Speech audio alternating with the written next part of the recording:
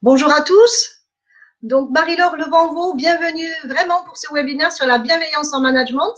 On est ensemble avec donc Philippe Bonnard, qui va être le modérateur de cette animation de webinaire. Malheureusement, comme vous le savez tous, la technologie a ses limites, hein, donc lorsqu'il y a beaucoup de connexions.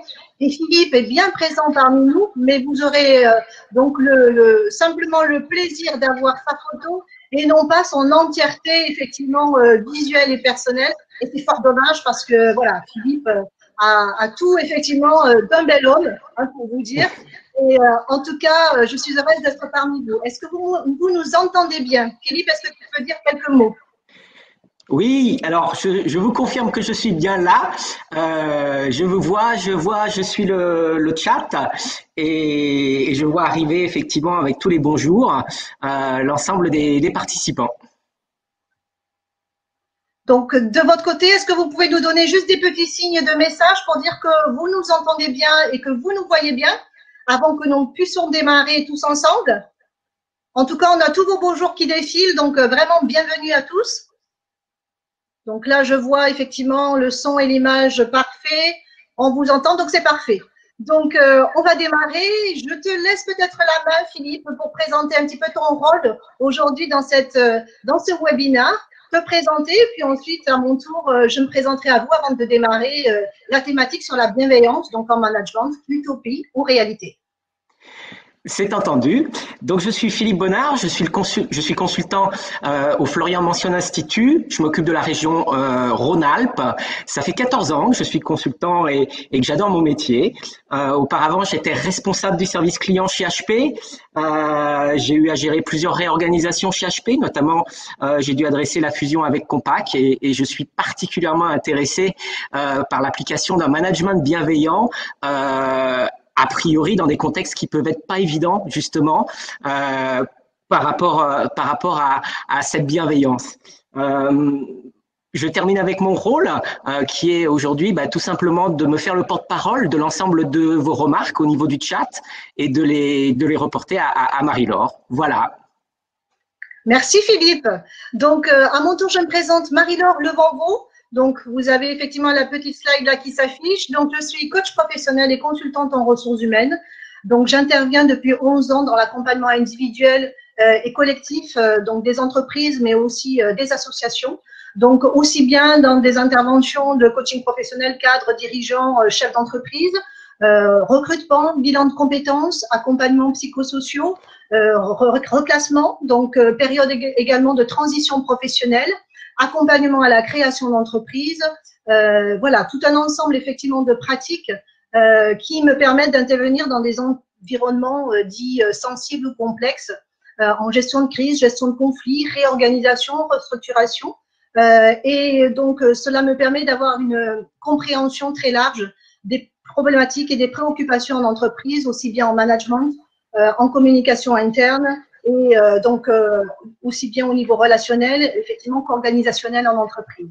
Et toute cette pratique n'a de sens pour moi aussi avec l'engagement associatif dans lequel aujourd'hui je suis impliquée depuis déjà 6 années en tant que vice-présidente Occitanie et coach référent national pour l'association 60 000 rebonds qui accompagne les entrepreneurs qui ont déposé le bilan.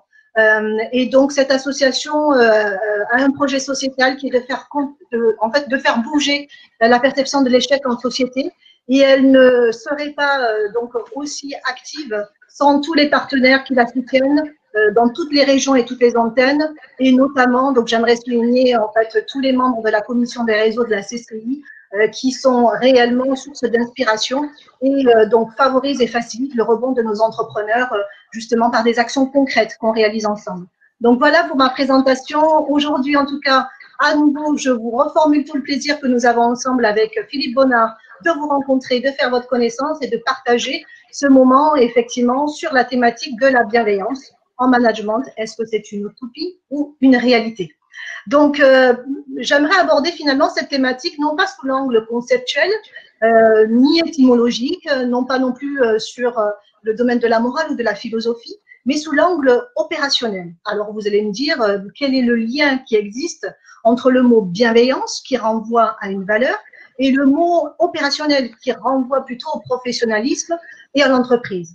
Est-ce que ce lien peut réellement exister? Donc, moi, j'ai une observation déjà avant de démarrer, c'est que la bienveillance, en fait, c'est comme la paix dans le monde, tout le monde est pour. Donc, ou presque. En tout cas, nous partageons, donc le plus grand nombre d'entre nous, cette valeur, dans l'idée. Mais qu'en est-il, en fait, de la pratique? Donc, à ce sujet-là, en fait, il y a une réflexion qu'on peut se faire. Est-ce qu'il suffit de se reconnaître dans les valeurs de bienveillance pour être bienveillant? Suffit-il d'être guidé par des intentions de bienveillance pour être bienveillant? Donc, eh bien, la bienveillance, ce n'est pas une qualité ou une valeur qui nous caractérise ou que l'on se reconnaît. Et elle ne se décrète pas. Elle s'exerce tout simplement et se pratique. Autrement dit, la bienveillance est une posture qui se travaille. Donc, à partir de là, donc, il y a une question effectivement qu'on peut se poser, c'est comment passer de la valeur à la pratique, comment développer cette posture et est-ce qu'il y a un processus ou un chemin qui mène concrètement à des résultats en fait de bienveillance? Eh bien, la première phase, j'allais dire, c'est la phase essentielle à travers laquelle il est impératif effectivement de passer, c'est que la pratique de la bienveillance, elle commence et s'exerce d'abord avec soi-même en tant que manager ou chef d'entreprise. Parce que réellement, est-on bienveillant vis-à-vis de nos faiblesses, de nos souffrances, de nos défauts ou de nos erreurs? Donc, difficile, parce qu'il y a un fil conducteur et presque un adage donc du chef d'entreprise ou du manager, c'est le sentiment de devoir et d'obligation d'être toujours à la hauteur et de réussir ce que je fais. Donc, je le dois, je me l'exige, que ça soit conscient ou inconscient. Donc, cet adage d'être à la hauteur et de vouloir réussir, forcément, il est sain, il permet la motivation, l'engagement et le dépassement de soi. Mais ce qui est intéressant, c'est le petit terme « toujours ». Vous savez, ce message subliminal qui est quand même là dans cette phrase, d'être toujours à la hauteur, même si on n'a pas conscience que ce terme-là figure finalement dans notre état d'esprit. Et ce terme « toujours », il conditionne le jugement de soi et la frustration certaine, parce que « toujours » est forcément utopique. Donc, si je me juge, alors quid de la bienveillance avec moi-même? Comment peut-on pratiquer la bienveillance avec soi-même? Eh bien, le premier postulat qu'il est important effectivement de poser et de se poser clairement, c'est que l'erreur nous fait re-questionner sur ce qu'on fait et non pas sur qui on est. Alors, un principe qui peut paraître évident, mais c'est important en fait de porter une réelle attention sur ce postulat et de l'intégrer dans toute votre démarche pour la suite effectivement de votre rôle en tant que manager ou de chef d'entreprise. À partir de ce postulat-là, finalement, est-ce qu'il existe une pratique de bienveillance avec soi-même, c'est-à-dire une méthode? Le premier élément, c'est de savoir se questionner en tant que manager ou en tant que chef d'entreprise. Donc, se questionner, vous allez me dire, il n'y a pas besoin effectivement de méthode, vous questionnez déjà suffisamment avec des questions donc très pertinentes, mais savoir se questionner, ça veut dire savoir dans quel ordre aussi poser son questionnement. Vous savez, lorsqu'on rencontre des difficultés, quand on est dans l'erreur ou quand on est parfois effectivement dans l'échec, la première question spontanée qui nous vient, c'est pourquoi? Le fameux pourquoi. Pourquoi j'ai échoué? Pourquoi ça s'est passé? Pourquoi je n'ai pas été suffisamment attentif? Bref, le pourquoi prend toute la place. Et si vous vous posez la question du pourquoi, alors c'est votre émotionnel qui va parler, c'est votre émotionnel qui va répondre et prendre toute la place. Donc, je ne vous demande pas de ne pas vous poser la question du pourquoi, mais juste de la décaler dans le temps, dans votre questionnement. Cette question-là du pourquoi vient un peu plus tard, après avoir au préalable vous être posé effectivement un certain nombre de questions qui vont reposer uniquement sur les faits et le contexte. Et les fameuses questions qui posent les faits et le contexte commencent par comment, justement. C'est comment finalement la situation s'est déroulée, comment les événements se sont passés, dans quel ordre, quelle marge de manœuvre avec le recul je pouvais avoir, et si c'était à refaire, comment je m'y prendrais, sur quoi je m'appuierais. Et puis, les prochaines actions, elles commenceraient par quoi et dans quel ordre. Donc, vous voyez bien qu'il y a un certain nombre de questions préalables, plus factuelles, qui vont vous permettre ensuite de clarifier votre réponse pour enfin vous poser la fameuse question du pourquoi. Donc, savoir se questionner, dans quel ordre de se questionner, va faciliter véritablement votre objectivité et donc votre niveau de précision dans la réponse et surtout dans le ressenti que vous pouvez avoir à travers ce questionnement-là. Et donc, ensuite, par rapport à la effectivement capacité de pouvoir vous questionner, ce qui va être intéressant, c'est de pouvoir utiliser l'écrit ou un support écrit. Parce que l'écrit va vous permettre de regarder vos pensées. Et c'est important de regarder ces pensées parce que tant qu'elles restent dans notre esprit, on va continuer à aller dans le même sens de sa réflexion, tourner en boucle et en continu. Et donc, l'écrit permet de se distancier et de pouvoir faire une relecture, ce qui vous permettra de remettre en ordre vos idées, de les nuancer et de les objectiver. Et à partir de là, vous allez pouvoir identifier toutes les ressources sur lesquelles vous êtes appuyé pendant ces situations-là, avant de vous concentrer sur les manques ou sur ce qui n'a pas fonctionné. Donc, cet effectivement soutien au niveau de l'écrit va réellement apporter une réelle valeur ajoutée dans votre pratique de la bienveillance avec vous-même. Donc, une fois qu'on a posé cet état des lieux, ben forcément, il va être important de faire des choix. Donc, les choix finalement sur toute votre analyse, qu'est-ce que vous allez pouvoir garder de cette situation où vous avez vécu une difficulté ou un échec? Et ensuite, dans un deuxième temps, qu'est-ce que vous allez devoir lâcher ou laisser de côté pour effectivement la suite effectivement de votre rôle de manager? Et puis, identifier, et ça c'est très important parce que finalement, à travers ces échecs ou ces réussites, on ne le fait pas systématiquement, identifier qu'est-ce qui pourrait être source d'inspiration et qu'est-ce qui pourrait être transmis de cette situation à vos collaborateurs ou à vous-même dans d'autres situations. Donc, cette phase de faire des choix est forcément clé et importante dans la pratique de la bienveillance avec vous-même. Et bien, qui dit choix, dit forcément derrière engagement. Donc, quels sont les engagements finalement que vous vous donnez au niveau de votre personne? Alors, c'est important ce que je dis là parce que avant d'être manager ou chef d'entreprise, vous êtes avant tout une personne. Et souvent, la frontière entre votre personne et votre rôle de manager, elle est confondue, elle est diffuse. Et donc, véritablement, quand vous subissez après des difficultés ou des échecs, c'est votre personne finalement qui est touchée, avant même votre rôle de manager.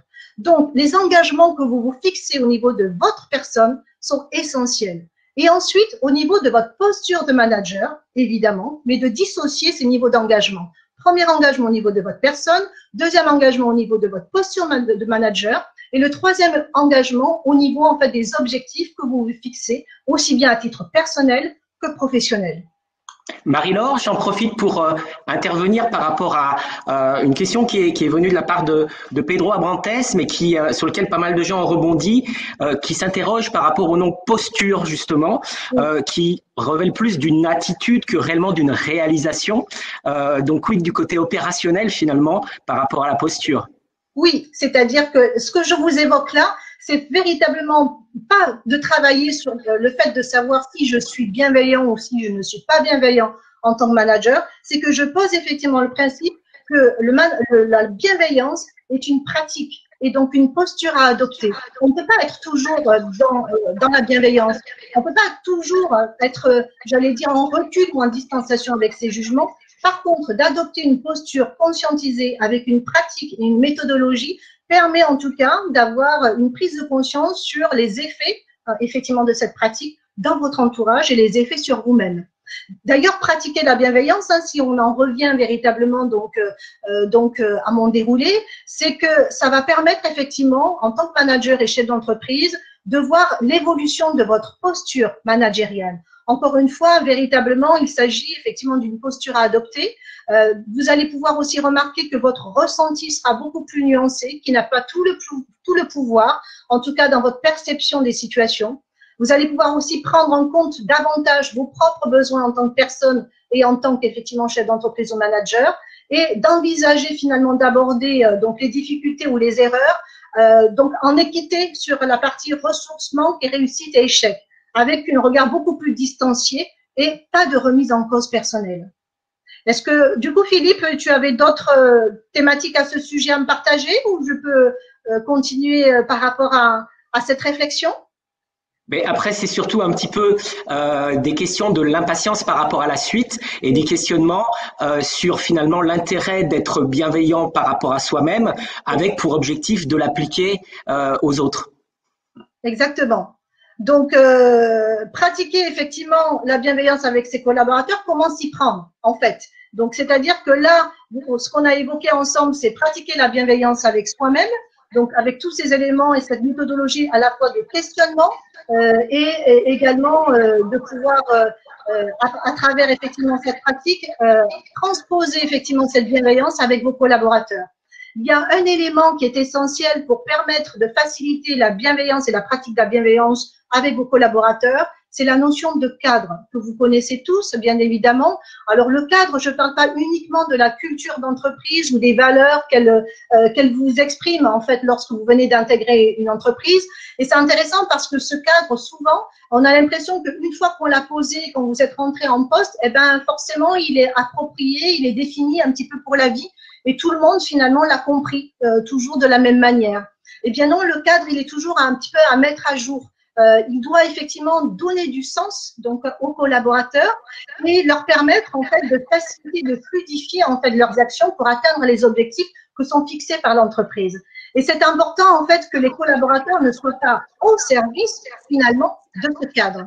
Ils doivent être garants de son respect, mais le cadre ne doit pas devenir finalement celui effectivement qui conditionne véritablement tous les collaborateurs, mais leur permettre d'être plus efficaces dans l'entreprise. Donc cette réflexion, elle est importante effectivement de faire évoluer aussi tout au long en fait de la vie d'entreprise avec vos collaborateurs.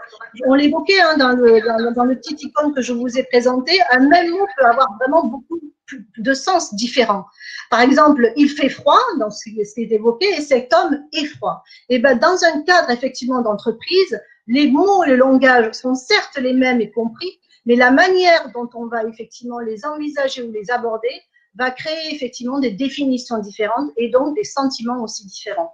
Donc, la précision de ce cadre, le fait de mesurer comment ce cadre-là est compris tout au long en fait d'une vie d'entreprise avec vos collaborateurs est essentiel pour donner les conditions favorables à la pratique de bienveillance avec vos collaborateurs.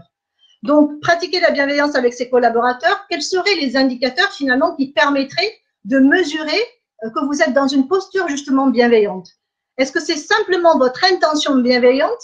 Ben non, parce que ce n'est pas un réel indicateur de bienveillance. Je tiens à donner une précision, une nuance dans l'attitude positive, qui n'est pas forcément associée à de la bienveillance.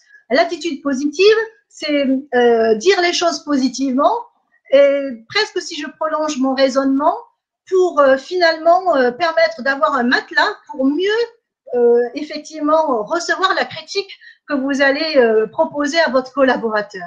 Et donc, à ce moment-là, forcément, on n'est pas dans une même posture de bienveillance. Donc, c'est important, effectivement, de dire que votre seule intention d'être bienveillant n'a pas des effets de bienveillance. Donc, du coup, quel serait le principal indicateur pour mesurer si vous êtes dans une posture bienveillante envers vos collaborateurs? Eh bien, ça va être tout simplement leur réaction. Donc, la réaction de votre interlocuteur va vous permettre de mesurer à quel niveau se situe votre posture. Est-ce qu'elle est proche de la bienveillance ou est-ce qu'elle est proche du jugement? Alors, quand je dis ça, c'est sans jugement. C'est simplement pour poser, en fait, les choses de manière, effectivement, factuelle. Ben, si votre interlocuteur, au cours de votre échange, vous renvoie ou réagit avec une colère qui diminue tout au long de l'échange, vous montre des signes d'écoute et d'ouverture ou une meilleure acceptation de votre retour, c'est que probablement votre posture, là, véritablement, sera celle, effectivement, d'une posture bienveillante. Et effectivement, inversement, si votre collaborateur réagit sur la défensive, sur la justification ou l'argumentation avec de la colère, eh ben, c'est pas forcément parce que c'est sa personnalité lambda de tous les jours, c'est pas forcément parce qu'il comprend rien à ce que vous lui dites, c'est probablement qu'il y a derrière un sentiment peut-être de jugement au cours de l'échange, mais surtout un besoin qui est à identifier. Parce que véritablement, derrière tout jugement, toute critique, toute peur ou toute émotion, il y a un besoin qu'il est important d'identifier en tant que manager ou chef d'entreprise vis-à-vis de ses collaborateurs. C'est comme je vous l'évoquais ici, c'est d'entendre ce qui n'est pas dit et surtout de faire exprimer effectivement ce besoin. Donc là, véritablement, si vous êtes dans cette posture-là, ben là, il y a véritablement une posture de bienveillance également. Donc, s'il devait y avoir un petit peu une méthodologie, ou en tout cas des phases, si ce n'est pas une méthodologie, à respecter pour mettre toutes les conditions de pratique de bienveillance effective, alors je vous propose un schéma qui est la pratique de la bienveillance et notamment et particulièrement dans des situations de conflit. La première phase, vous la connaissez toutes parce que vous le pratiquez déjà, c'est l'écoute. Mais l'écoute uniquement des faits qui sont exposés, sans apprécier, ni déprécier, ni donner votre avis pendant cette phase d'écoute. Alors, il ne s'agit pas de brider votre avis ou votre appréciation ou dépréciation de la situation, mais en tout cas, de ne pas les exprimer à cette phase-là. Il est important que l'écoute soit totale et entière et ressentie totale et entière par votre collaborateur. Une écoute qui va pouvoir être augmentée dans sa qualité grâce à la reformulation, et c'est la deuxième phase, de votre compréhension des faits et de questionner pour affiner encore votre compréhension du contexte. Donc, c'est pas juste reformuler, c'est reformuler et questionner en même temps. Et le fait d'avoir pu récolter toutes les informations par rapport à cette écoute, cette reformulation et ce questionnement va vous permettre d'identifier les besoins derrière qui ne sont pas exprimés, ou en tout cas qui sont uniquement exprimés sous la colère ou la critique ou le jugement, et de faire exprimer ces besoins à vos collaborateurs, encore une fois par votre questionnement, sur des faits et non pas des questionnements qui seraient moralisants, évidemment.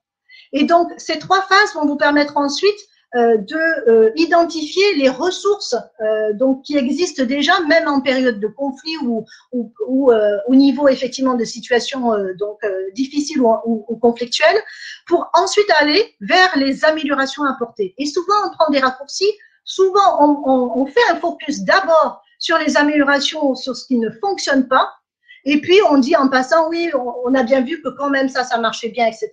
Et l'ordre dans lequel vous présentez les choses a réellement un impact sur vos collaborateurs. Donc, partir des ressources mobilisées pour aller vers les améliorations et questionner en fait vos collaborateurs pour leur permettre de suggérer et en tout cas de créer une réflexion pour trouver aussi déjà eux-mêmes des solutions à justement à cette difficulté ou ce conflit. Et donc, ces quatre phases préalables et réalisées dans un ordre véritablement qui a du sens, vous permettra à un moment donné de bien mettre en évidence votre posture managériale en redonnant du sens par rapport à tout ce que vous aurez compris à travers ces différentes phases pour vos collaborateurs, redonner du sens au niveau des objectifs qui ont été fixés par l'entreprise et de recentrer véritablement tous ces éléments par rapport à ce sens que vous allez repositionner. Et puis, donc, une des phases importantes, ça va être de choisir ensemble donc, et de formaliser ensemble les engagements sur les solutions possibles par rapport à cette crise ou ces difficultés, rencontrées. Et si on parle de choix et de formalisation d'engagement, ben forcément, on parle aussi de mettre des échéances, alors non pas pour contrôler, encore une fois, véritablement ce qui a été décidé ensemble, mais pour augmenter la qualité du suivi et surtout pour soutenir en fait vos collaborateurs pendant toutes les phases qui vont suivre dans la mise en place en fait de ces solutions. C'est pour ça que je parlais du coup tout à l'heure, Philippe, de pratique de la bienveillance et de posture. C'est pas un état d'être de bienveillance ici dont je parle, mais bien de finalement inscrire la bienveillance comme une pratique qu'on peut faire comme toutes les autres pratiques finalement de compétences qui seraient demandées à un manager ou un chef d'entreprise. Marie-Laure, je vais juste vous renvoyer une situation concrète. Oui, Philippe? Oui, pas mal de questions autour justement de ce que tu es en train d'expliquer et ce que tu vas enchaîner sur la compatibilité entre la bienveillance et l'exigence, la compatibilité entre la bienveillance et le management du chiffre qui, a priori, paraissent difficiles à gérer en même temps. Alors, souvent, ils sont mis en opposition, c'est-à-dire l'économie, l'humain est mis en opposition, effectivement, la bienveillance avec les chiffres. Il ne s'agit pas de voir quel est le sens qui relie en tout cas les chiffres et la bienveillance, mais c'est simplement d'adopter un processus de bienveillance pour permettre effectivement de donner du sens aux chiffres aussi que l'on va viser. Ça, c'est important et ce lien-là, il est important de le créer. C'est pas être bienveillant et finalement atteindre les objectifs et qu'on les dissocierait. C'est bien une pratique qui permet finalement de mieux vivre justement cet objectif de chiffre aussi et d'en redonner aussi du sens. C'est ça que permet effectivement la bienveillance aussi. Est-ce que Philippe, tu as une autre question ou je peux véritablement donc, faire le lien avec une situation concrète en fait d'un chef d'entreprise par rapport à un de ses collaborateurs pour illustrer un petit peu donc toutes ces parties donc de méthodologie que je viens d'évoquer. Oui, alors après les interrogations, c'est la gestion de la bienveillance vis-à-vis d'un collaborateur qui peut être particulièrement réticent, soit agressif, soit complètement passif.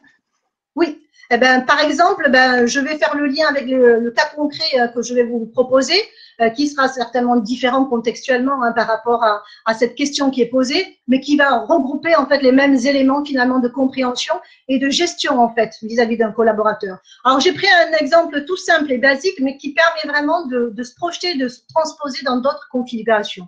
Donc c'est un collaborateur, alors pendant la période de confinement, donc du coup une situation récente que j'ai eu à accompagner. Un collaborateur donc qui avait été en arrêt en fait de travail juste avant la période de confinement. Et puis donc il a repris effectivement son poste en télétravail 3 mois après la période de confinement. Et donc bon ben son observation par rapport à l'organisation qui avait été mise en place par l'entreprise, par sa structure, ben il a souhaité exprimer sans mauvaise intention par ailleurs en tout cas son avis et sa perception de l'organisation en cours. Et il a pris l'initiative d'envoyer un mail à l'ensemble des collaborateurs, y compris la direction, pour donner son sentiment, son point de vue et son regard.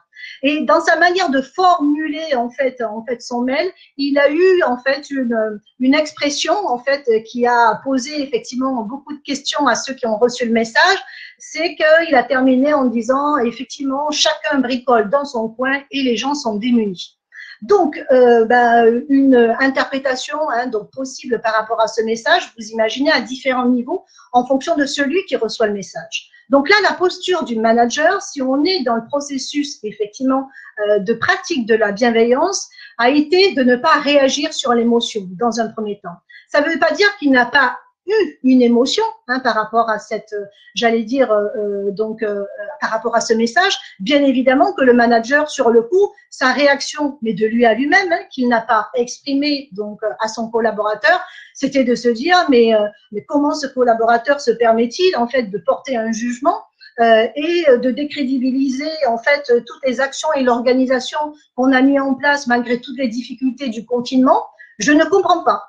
Donc ça, c'est la réaction humaine que peut avoir un manager, mais en tant que personne humaine, ce qui est normal, légitime et indiscutable. En revanche, la réaction à chaud, c'est-à-dire l'exprimer à son collaborateur, là, c'est pas le moment, à ce moment-là.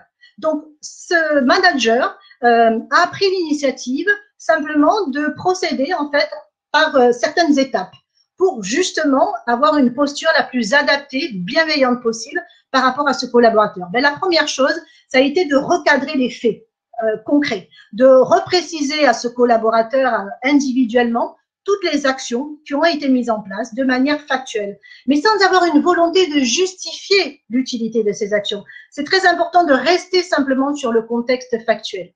Et aussi également de lui faire prendre conscience de la possible interprétation de ce message par d'autres collaborateurs qui travaillent et se sont beaucoup investis pendant cette période de confinement. Et là, effectivement, son collaborateur lui a dit « mais c'était pas mon intention ».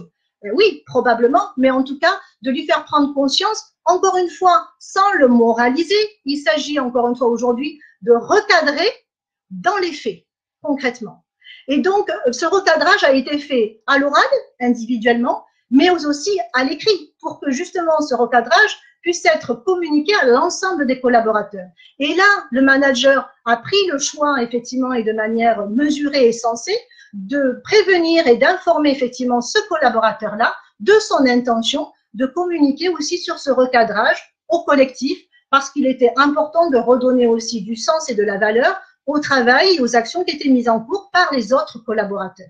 Donc, du coup, il y a eu une vraie communication, effectivement, donc, en collectif, et cela a permis véritablement déjà d'avoir une clarification et de remettre effectivement du sens et du cadre par rapport aux collaborateurs.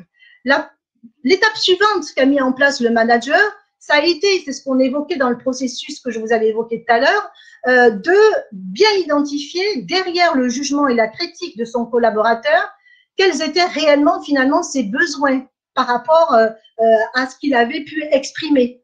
Et il s'est rendu compte par leur échange que, et oui, évidemment, ce collaborateur, depuis sa prise de poste, ne s'est pas senti à l'aise ni en confort, aussi bien sur les outils, donc les outils informatiques et les outils de travail en visio ou de travail à distance, qu'il était en décalé aussi par rapport à sa propre organisation avec une reprise qui datait de 3 semaines et ça lui avait paru un temps long. Bref, il a vraiment exprimé son inconfort. Et derrière le besoin finalement et les solutions apportées, donc très concrètement et basiquement, et vous pouvez vous en douter, ça a été effectivement de lui proposer une formation sur des outils digitaux et des outils effectivement de gestion à distance. Ça a été aussi de pouvoir, en tout cas, le rassurer sur le fait que s'il rencontrait des difficultés, il pouvait en faire part au manager et à certains membres de ses équipes pour l'accompagner aussi dans sa reprise effectivement de poste. Et ça a été aussi de lui proposer de l'amener à réfléchir sur sa propre organisation et c'est ce qu'il pourrait peut-être améliorer ou adapter pendant cette période de confinement et de le partager parce que ça pouvait être effectivement utile et source d'inspiration effectivement pour d'autres. Donc, l'identification des besoins a permis de trouver des solutions et de retrouver une forme de sérénité à une situation qui aurait pu générer un conflit beaucoup plus important entre donc les collaborateurs qui se seraient ressentis dévalorisés. Et là, au contraire, la posture du manager en reposant ce cadre-là a permis effectivement de considérer, de redonner de la valeur donc aux autres collaborateurs, mais sans diminuer, sans juger le collaborateur qui avait exprimé effectivement donc ce sentiment-là. Et puis il a rajouté oui. Oui, donc effectivement, je vois défiler et les minutes et les interrogations de l'auditoire. On approche de la fin de l'intervention et l'objectif serait, parce que j'ai pas mal de questions qui concernent, est-ce qu'on peut l'adapter aux toutes petites structures, dit Claire Moulineau. Dominique Serran me dit, moi c'est un environnement international, comment gérer ça? Et plus globalement, la question c'est, est-ce que on peut parler quand on parle de bienveillance, ça doit s'adresser obligatoirement à une personne, un manager, ou est-ce que ça peut être aussi une organisation, une entreprise?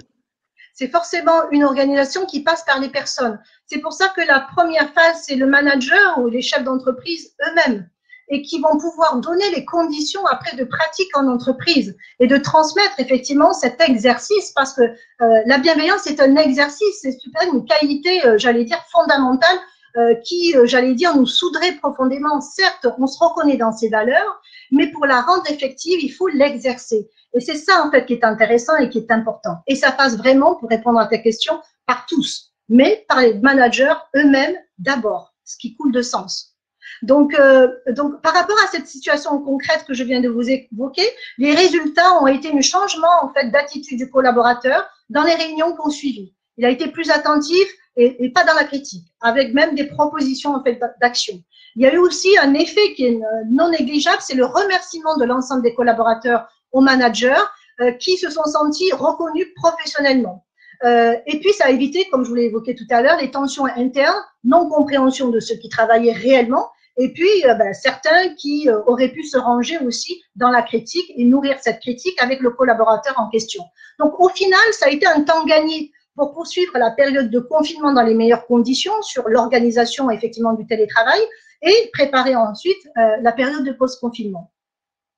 Donc finalement, la posture de bienveillance, c'est pas de chercher véritablement que tout le monde comprenne en même temps et soit dans la congruence totale, mais chercher simplement l'axe de convergence dans la divergence. Ça veut dire que j'accepte et que je reconnais que la divergence est une donnée contextuelle en entreprise et que je choisis simplement, moi, de me concentrer à identifier les axes de convergence possibles, pour rester réaliste. Toutes les convergences ne sont pas forcément possibles, mais en tout cas, on peut aller chercher celles qui sont possibles.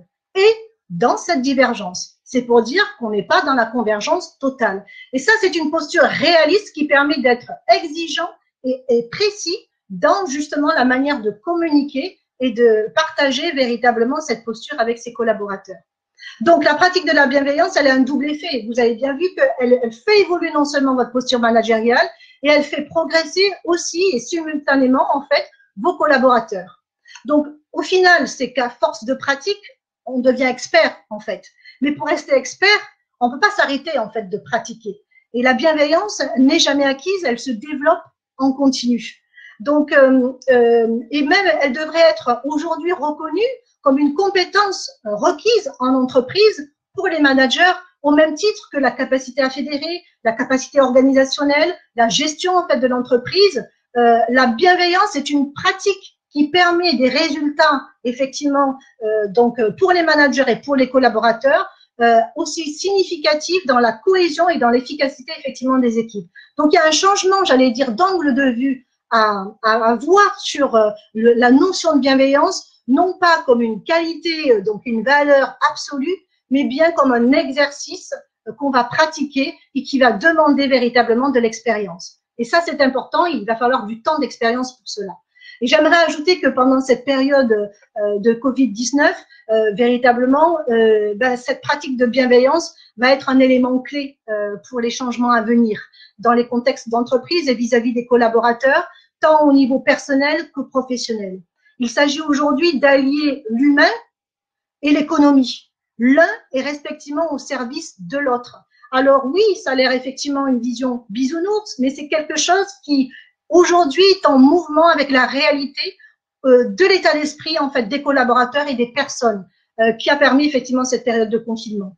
C'est une période difficile pour tous en ce moment, mais elle permet aussi de nous poser les bonnes questions sur nos choix, sur nos priorités, sur ce qui nous fait bien fonctionner et c'est ce qui peut également mieux nous faire fonctionner. Et donc, c'est véritablement dans ce contexte-là que vous pouvez finalement commencer à être dans cette perspective de pratique de la bienveillance, sans enjeu. Alors, vous allez me dire, utopie ou réalité? Moi, je ne sais pas, mais en tout cas, ce sont les petits pas qui durent, qui comptent.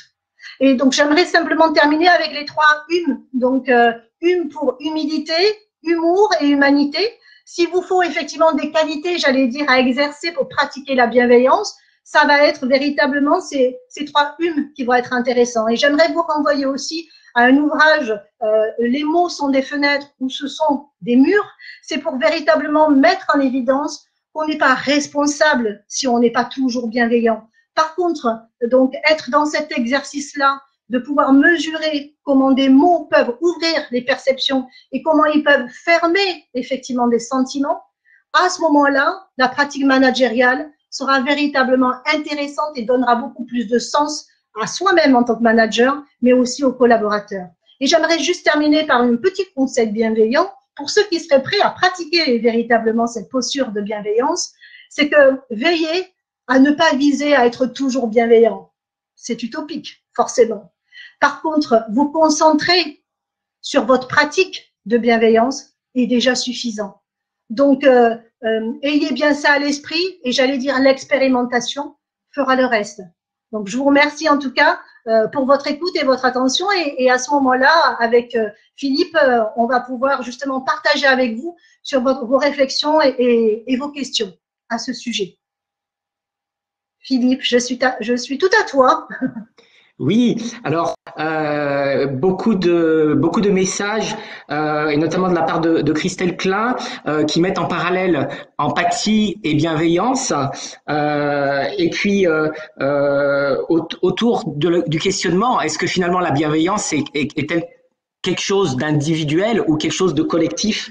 Delphine Boularoua dit que ça devrait être, ce diplôme, ça devrait être une récompense collective finalement. Oui, complètement. C'est-à-dire qu'elle passe forcément par les personnes. On ne change pas les autres, on se change soi en fait dans sa pratique. Donc ça passe par les personnes, mais au service forcément du collectif, puisque là on parle bien de bienveillance en management. Il ne faut pas oublier du coup que dans ce cadre-là, ce sont les objectifs de l'entreprise aussi qui sont importants de prendre en considération et de relier véritablement une pratique bienveillance par rapport au réalisme aussi des objectifs de l'entreprise.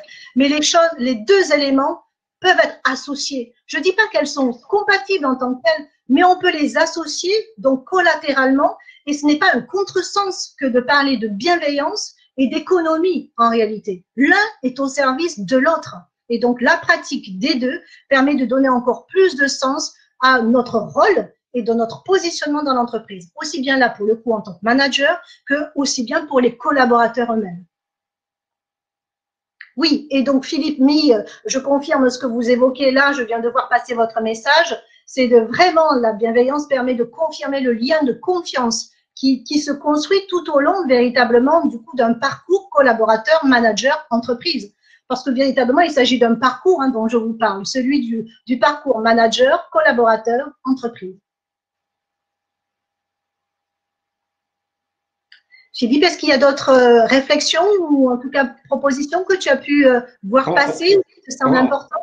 On a fait le tour de l'ensemble des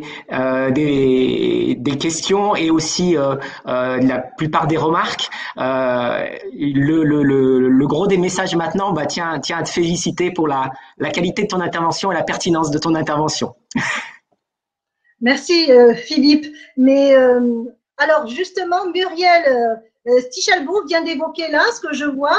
Est-ce qu'il est possible d'être bienveillant avec quelqu'un que l'on n'apprécie pas? Donc merci pour ta réflexion du coup Muriel, parce que justement c'est un des éléments effectivement qu'il est intéressant de préciser.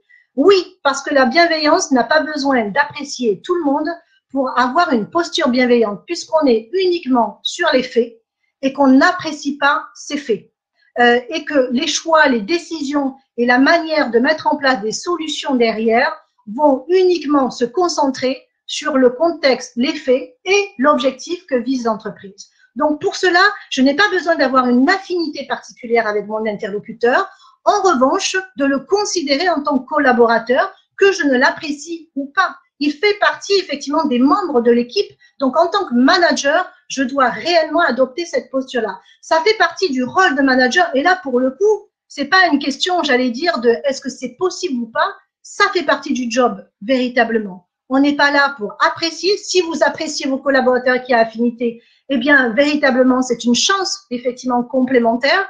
Et le fait de ne pas les apprécier n'est pas du tout un frein à la posture de bienveillance parce qu'encore une fois, c'est une pratique et non pas une volonté d'être en soin avec les autres. Et je parle dans le domaine de l'entreprise pour qu'il n'y ait pas de confusion entre la notion de valeur de bienveillance absolue, que l'on peut avoir au sens humain et relationnel du terme, et que je partage bien évidemment comme beaucoup d'entre vous, mais là, on se situe dans le cadre effectivement de l'entreprise et c'est important de le recentrer à chaque fois dans ce domaine et ce contexte.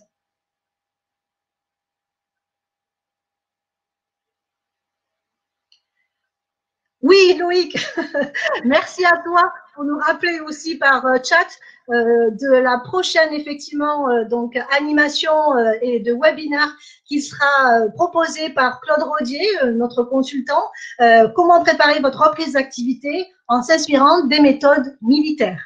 Et voilà, je pense que j'ai pu aller jusqu'au bout de cette présentation ce matin avec vous. En tout cas, merci beaucoup encore une fois pour vos interactions.